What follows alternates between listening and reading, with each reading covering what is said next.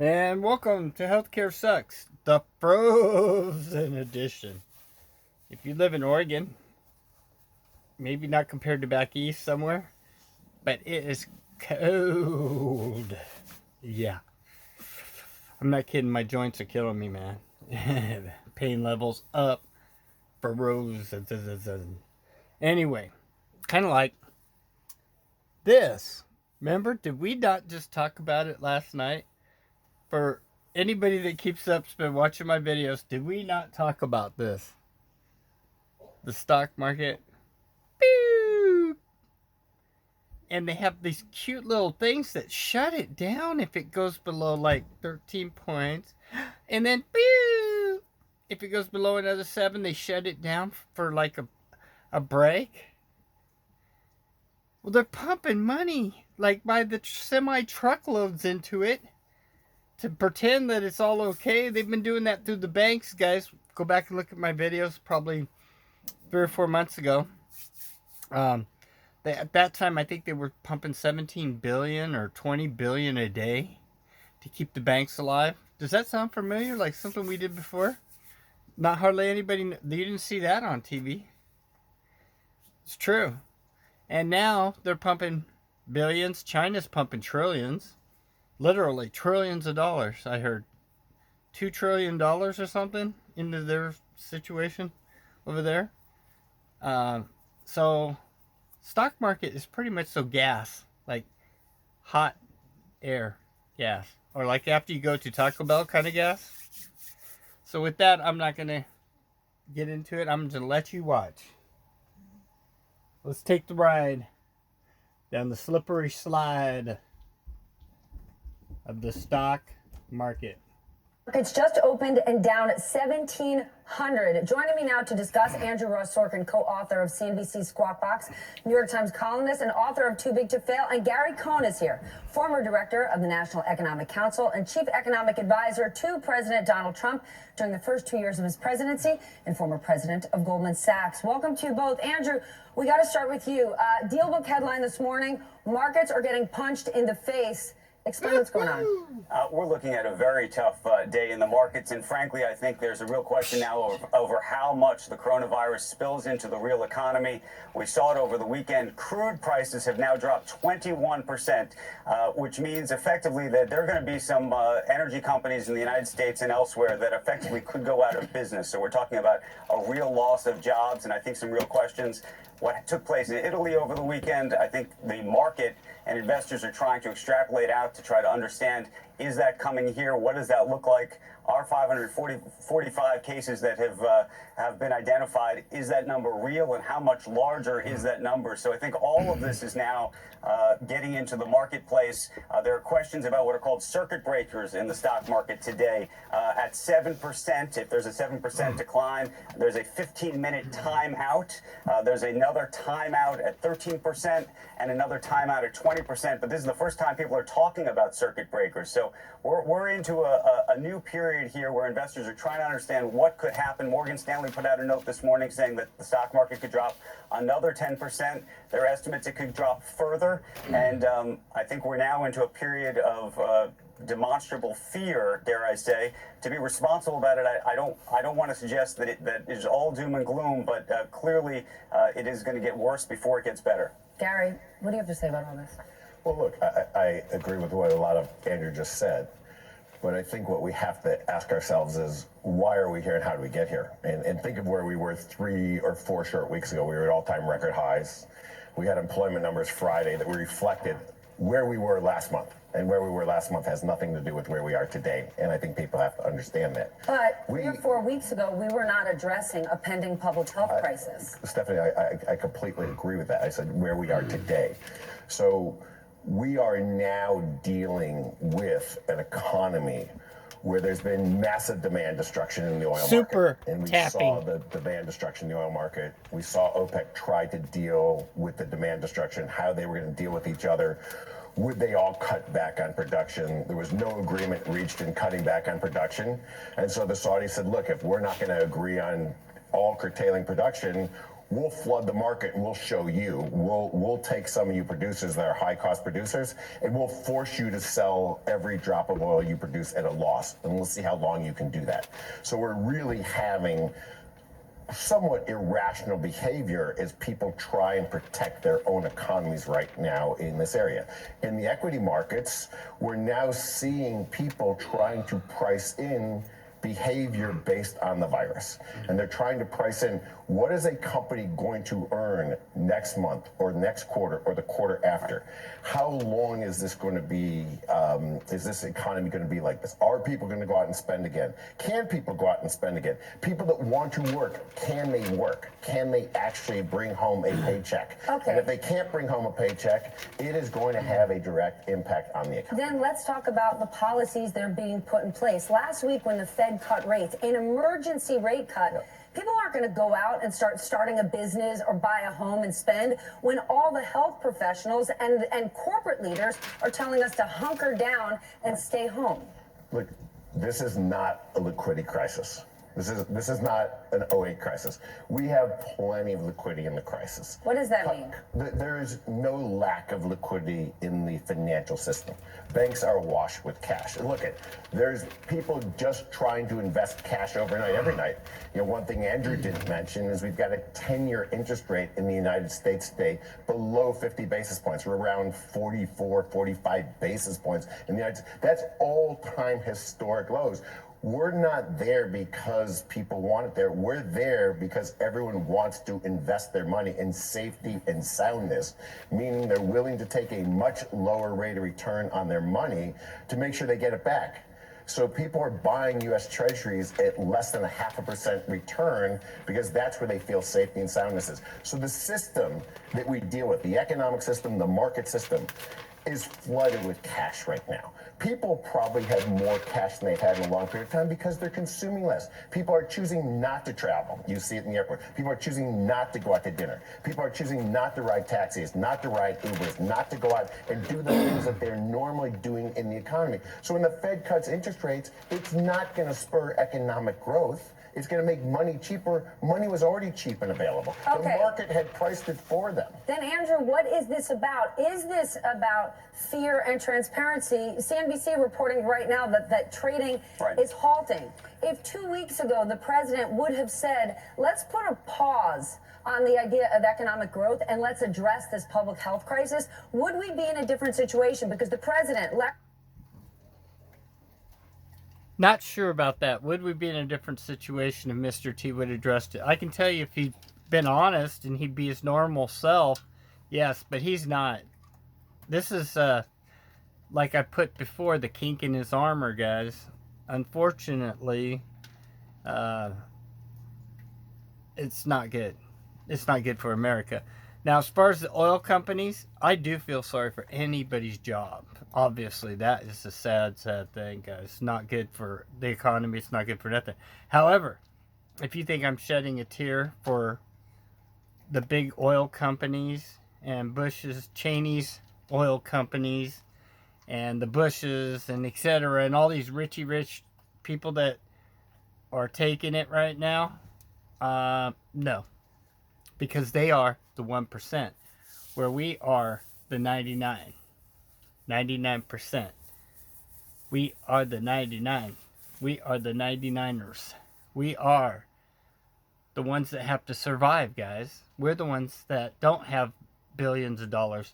However, I do feel bad for the people that have their money, their 501ks and other monies, little nest eggs in this market right now, because it's scary for you guys. And I hope and pray to God you get through it. And I don't like to be the one that say, you know, I've been telling you, but I get information. I try to share it with you guys. I just can't give sources, man. But I've been saying it for a week now about the stock market. And last night, late night, early this morning, I believe we had this chat. And bam, here we are. I'm going to tell you another one. It's not done yet, guys. It's far from done. However, on the stock markets, you have to do what you want to do. Everything you see on this show is hocus pocus, blah, blah, blah, fake. Just like the stock market, it's still way up, isn't it? Huh? You decide. And as always, we use the Fair Use Act because we bring news to you so it can help you to survive. With that, we'll watch a couple more minutes of this, then we'll watch what's going on in New York. Gary Kudlow and other members of this administration have been talking up the markets and talking down the virus. And now what are we doing? Hurting both. Well, look, first of all, the market is now halted. This is exactly what we just talked about literally minutes ago about the idea of a circuit breaker. It's now happened at that 7% level. As to what the president could have done or did do, I think this is much more about testing and whether the CDC could have gotten ahead of this. Clearly, we're behind it, and I think part of the fear factor here for investors is trying to understand the numbers that we do have and how accurate or inaccurate they really are. That's a huge part of this, that ultimately the investment community does not believe those numbers and does not believe, even if you do believe those numbers, that we're going to be able to get ahead of it. You know, thus far, all of the identified cases are relatively in places where the type of workers are service workers. People can do their job over Gmail and Zoom. They can work from home if ultimately that turns out to be what it is. We have not heard about cases, meaningful cases in places like Detroit or places where we actually manufacture things in real ways. And that's if we have that across the country, it becomes very difficult very, very quickly. I don't, again, want to be alarmist about this, but I think part of the issue that investors are trying to understand is just how long this could go on for and what real impact it's going to have, both on people's ability to work, which is a supply story, and people's demand story, which is, are they going to go to the shopping mall? People are clearly going to supermarkets to try to get everything off the shelf, but are they going to do anything else? Are they going to get on airplanes? I had a conversation with my great-grandmother last night about getting on an airplane. People are not going to be doing that and shouldn't be doing that. And I think those are the questions. And whether we're ultimately going to, and I'd be very curious to hear from Gary, whether we're going to ultimately start talking about bailouts. Are we going to be talking about bailing out the energy industry, the airline? Hey there, I'm Chris Hayes from MSNBC. Thanks for watching MSNBC on YouTube. Not good. I'm just going to leave it with that, guys. You can give me input. Here's Mr. New York. Mr. New York! Theft of medical supplies, what else? Hand sanitizer. Okay, so now we are problem solvers. State of New York, Empire State, progressive capital of the nation. You're a problem solver. You have price gouging on hand sanitizer and a high demand for hand sanitizer. What do? Distilleries? Close down bourbon? Never. What else do you do? Make your own hand sanitizer? Can you do that? You should be governed. Open the curtain, please. Wow, this is a real sideshow, guys. We are introducing New York State Clean hand sanitizer made conveniently. I have to say it. Does this look like a scene out of Batman? Batman 2? I mean, I don't know. It just gives me that feeling. For some reason, Batman 2. The only thing we don't see here is Nadler playing the Penguin. Oops. I said I wouldn't get political. But Nadler, left or right, really kind of rubs me. But remember, we're 99% here. So we're not going to talk bad about those people. But as far as the Batman thing goes, it does have a weird Batman feeling, does it not? I mean, I don't know. By the state of New York. This is a superior product to products now on the market. The World Health Organization, CDC, all those people suggest 60% alcohol content. Purell, competitor to New York State Clean, 70% alcohol. This is 75% alcohol. It also Sorry, it just gets funnier. 75% alcohol. We're kicking ours up a notch. So when you're like out there on the streets and you need a tip, you can tip ours. Oh no, I'm sorry guys. It just, I don't know. You listen to his voice too. There's something going on there, man. I will say, I have to totally say, him and how many others were behind this and gonna make money. Just a thought. So it comes in a variety of sizes. It has a very nice floral bouquet. A little I detected lilac, hydrangea, tulips. What does it smell like to you? Oh, smell my hand. Yes. Floral bouquet, making it in the state of New York. Corecraft actually is making it for the state. Corecraft makes glass cleaner, floor cleaners, degreasers, laundry detergent, vehicle fluids, hand cleaner, and now they make hand sanitizer with alcohol. Our current capacity is 100,000 gallons per week, and we're going to be ramping up. We'll be providing this to governmental agencies, schools, the MTA, prisons, etc., because you can't get it on the market, and when you get it, it's very, very expensive. So that is now in production. We'll start distribution. We're going to distribute it to New Rochelle, which is a hot spot for us, because literally we're hearing from governments that they're having trouble getting it. Also to Purell and Mr. Amazon and Mr. eBay, if you continue the price gouging, we will introduce our product, which is superior to your product, and you don't even have the floral bouquet. So stop price gouging. This is also much less expensive than anything government could buy. Just to give you an idea, a gallon bottle is $6.10. The 7-ounce bottle is $1.12, our cost. And then there's a very small size, here it is, which is 84 cents. So it's much cheaper for us to make it ourselves than to buy it on the open market. And I want to thank you. I'm going to cover some more of this in a later video, guys, because it's interesting. I will give it one really great point here. Made in America. That's awesome. That is totally awesome. I don't care how much, where, the dollars, whatever. And it sounds like he's getting a fair deal. So, you know, you got to give credit where credit is due. You know, and speaking of Batman, I think I got the Batman hat on today, don't I? Might be. I'm Batman because I'm here to take a bite out of crime. So don't mess with Batman. Get out of my way, Jokers. Anyway, here we go. More on Italy. Italy is like the hot spot. Scary, guys. Millions quarantined right now, guys.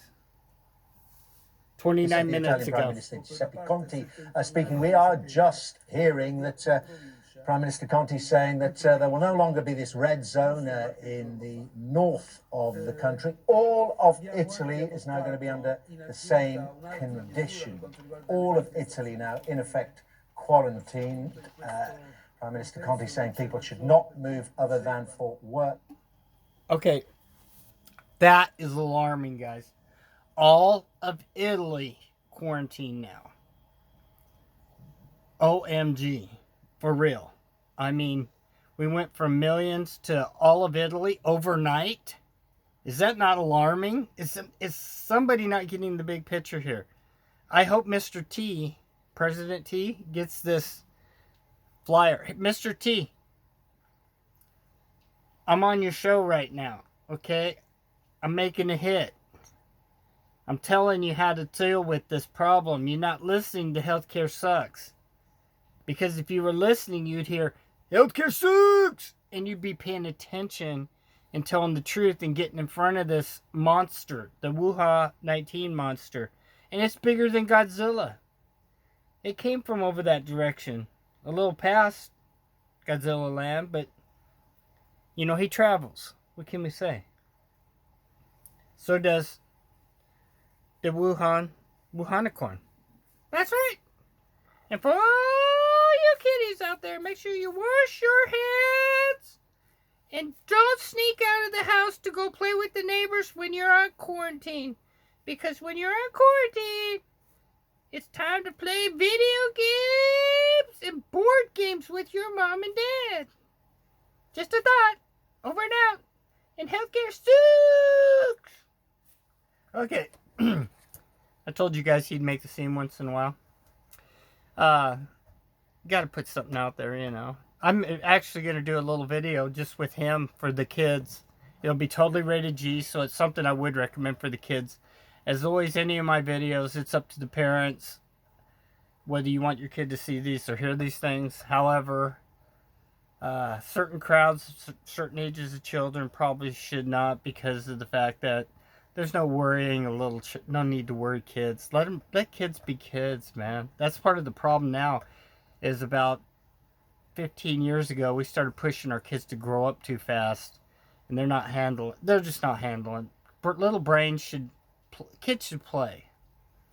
Bottom line. So let's listen to over there. This is alarming. And emergencies. That means that the whole country is affected in lockdown. He says all public gatherings will be banned. Now, not being very clear there what he defines by a public gathering, whether that includes restaurants and shops and things like that. No numbers on that yet, but we'll monitor very closely what the Prime Minister is saying there. He says Prime Minister Conte is also saying the right behaviour for people now is to stay at home, and this is covering the whole of Italy. The whole of Italy now declared a red zone, people being advised to stay at home, all public gatherings banned, and this comes on the day that Italy reported an increase in coronavirus cases of over 1,700. So even more draconian measures announced there. Draconian measures. Look at the chairs, guys. Those can totally be cleaned. Look at the floor. All that can be cleaned. That's impressive for a time with a disease like this going on. And look, how many chairs are vacant? When have you seen that? Tell me this is not red alert. Whoop, whoop. That's a healthcare suck. Red alert. Whoop, whoop. We are in full blowout mode of the Wuhan-19 monster is coming in, and it's hot. If I could do the Godzilla sound right now, I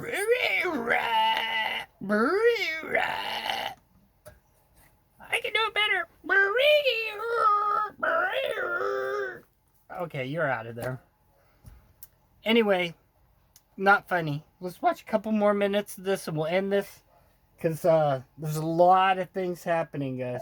By Italy's Prime Minister, and doing it live, as you can see there, in a press conference after yesterday's extension of the quarantine zone in the north leaked early, and many people are thought to have been able to get out of those quarantine zones. Well, if they stayed in Italy, they're not out of them now. The whole of the country declared a red zone. More on that as we hear from Italy's Prime Minister.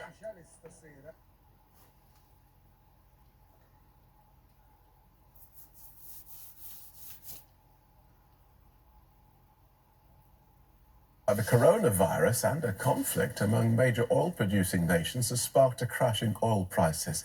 It collapsed 31.5% at the start of trading. Brent crude now only costs $31 a barrel. That's the lowest price since January 9th.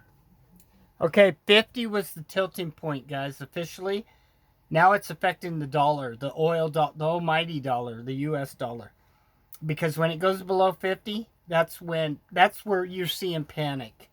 That's why the stock market is part of what it's doing. Is anybody who keeps up with it knows below 50. So how come gas is not $1 a gallon right now, I put to you? Are we getting ripped off? I think so. And I think every state should forfeit the taxes that are on gas right now, and it should be The W.19 a gallon gas, just so people can afford to get it and go around. If they were hurting so bad, they'd drop gas to $1, and the states would forego the taxes. You know, as a gesture of, we screwed up. Just a gesture to the people that we screwed up. Let's get back to the people. Give them $1. Don't you agree? I think we should, when you're calling the governor because they're not ready to cancel your debts if you're in quarantine, and because they haven't sent you a card to survive with some money in cash to order things to come to your home yet, like I've been telling you, throw in $1 a gallon gas. We're due. The 99% are due. Period. We are due, guys. And with that, there's a lot more I could say right now. Unfortunately, I have to go do some shopping today, so I probably will be careful. And but I'm going to go personally. I'm buying canned goods so that I have something to go with my pastas and stuff. Like I suggested, powdered milk if you like milk. It's not on nobody's list out there. Things to make your own kind of breads. You can make skillet breads if you go online and write down how to do it now while the internet's up. I'm not trying to cause a panic there, but let's hope to God that that kind of stuff keeps up for entertainment for the people. However, I was watching a Bruce Willis movie a while back in Surrogates, I think it was, where everybody's plugged into a chair and we got these like androids that go around in real time in real life while we're all plugged in and at home. Kind of nuts, huh? Pre-programming, just like Resident Evil, just like The Stand, just like I could go on and go on. I've been promising it for a long time, and I apologize. I did get a suggestion like OSB or OSB or P or something for my computer. Maybe tonight I can get on it and try to program so we can go live. And then you guys, I do have a phone set up so we can even do call-ins. And again, as long as I don't get booted, we'll try to use some code words like Marfugal does, so I don't get booted the first time I go online. To start with, we'll probably set up so you guys can chat. You can say whatever you want. Freedom of speech in my place. Well, within, no trolleys and being rude and hating each other. But all comments should be valid as long as everybody's being somewhat nice. Somewhat. And with that, remember, my friends, God bless you. It's not too late to buy some things. I probably will pick up a few more little alcohols.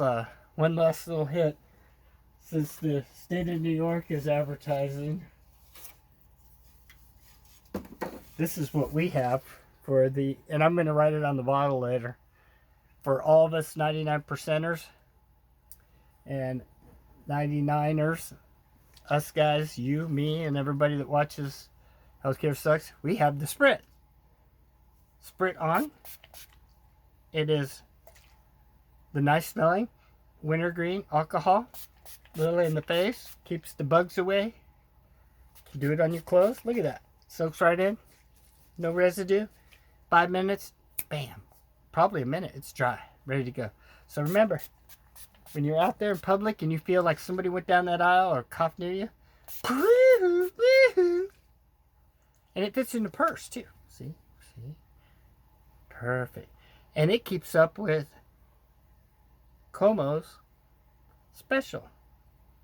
Healthcare Sucks! Over and out.